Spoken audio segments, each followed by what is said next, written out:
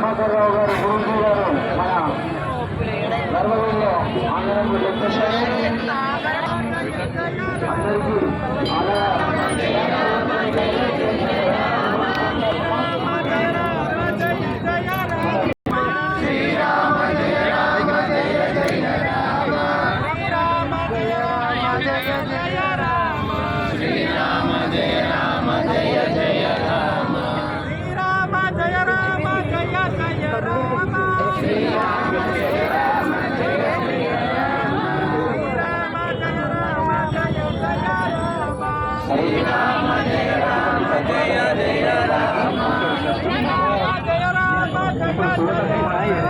ప్రసాదాలు స్వీకరించండి. 3 గంటల నుంచి చెల్లి హోమం ప్రారంభమవుతుంది.